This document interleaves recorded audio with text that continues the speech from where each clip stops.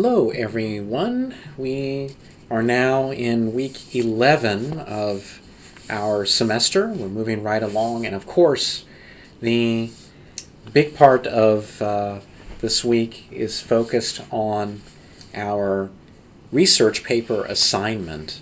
And I was just looking at my notes and the homework that I am building in the course in D2L, and I'm noticing we do have one daily assignment this week. You may recall last week I had mentioned we would stop having the editing assignments with grammar lessons and all of that, and we are going to stop having those kinds of daily assignments, but we do have one daily assignment this week that is focused on your research paper assignment.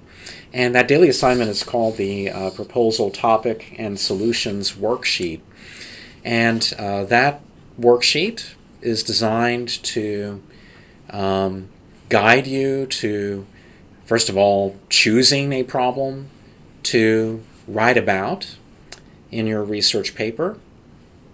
And it's also designed to get you to begin to look for and brainstorm on different solutions to that problem, different ways to solve that problem. So please complete the worksheet. It is not a long worksheet, and there's not a whole lot you have to do, but the work you need to do to complete this daily assignment is very important work for your research paper before you can really do much of anything in your research paper. You have to figure out what are you going to write about. So for this research paper assignment, remember, you're supposed to focus on a problem. And if you have not already decided on the problem you're going to write about, don't forget the Gale in Context Opposing Viewpoints database. That database is what I recommend to start with to help you decide what problem to focus on. In the Gale in Context Opposing Viewpoints database, once you get to that database, if you scroll down the home page of that database, you will find broad topics.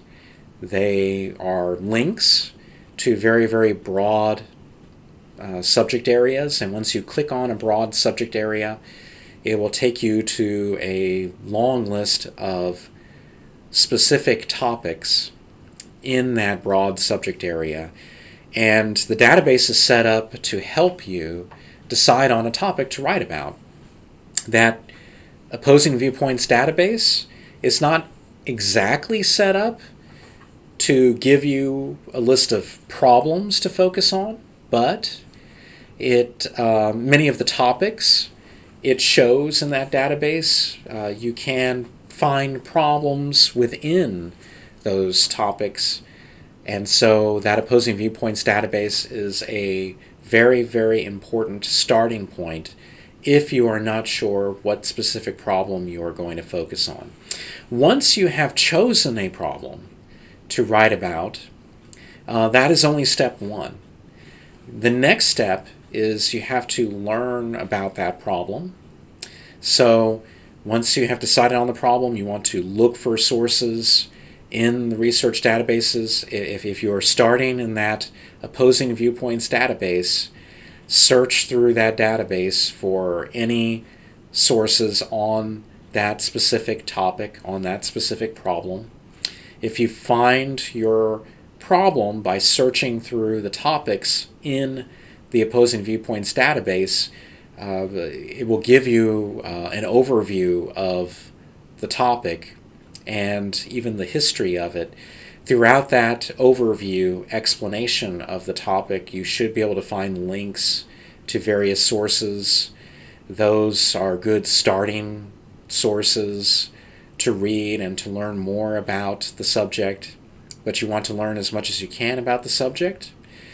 And through that early research, see if you can find some potential solutions to that problem those are the kinds of solutions you want to write in your daily assignment worksheet, the proposal, topic, and solutions worksheet.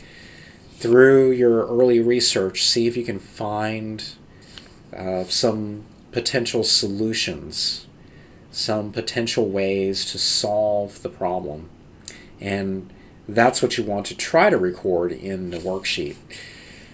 In next week's homework, there will be some more work I want you to do in preparation for putting together this research paper. I am going to ask you to actually put together a draft of the works cited page for this research paper and submit it early before the whole research paper is due.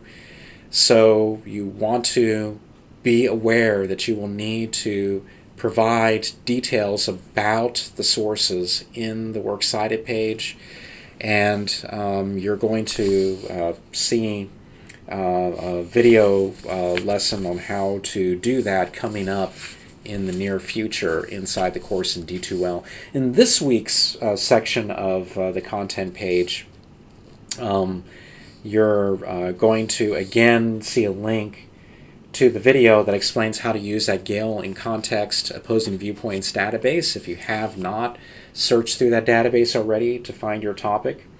But you're also going to find a video on how to search research databases in general to help you find more sources for the research paper, because there's a very good chance you're not going to be able to find all the sources you need in that Opposing Viewpoints database.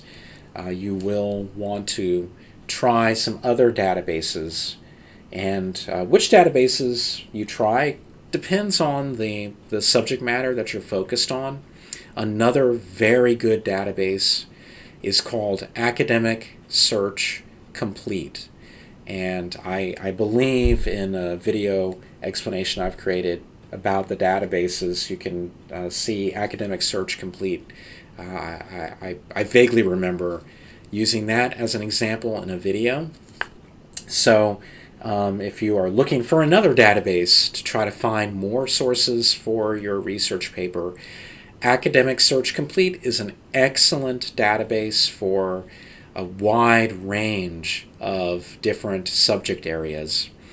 It's a very, very good database for many different fields, for many different subject areas. Another very good database to use, and I often forget to mention it to students, is a database that Google created. You may remember I do not want you to find sources through the Google search engine. So don't use Google to find your sources. That's not a good resource to use to find academic sources. But Google has created its own academic database. It's called Google Scholar. If you go to scholar.google.com, that takes you to the Google Scholar research database. I've had some problems with the Google Scholar database. What often happens is if you find an article through Google Scholar, it may not show you the full article. It may instead ask for you to pay for access to the article. And I understand that sometimes that problem happens with our research databases through Lone Star College as well. But from my experience, the Google Scholar database will often stop you from being able to see articles more often than in other research databases. That's just been my experience searching through it.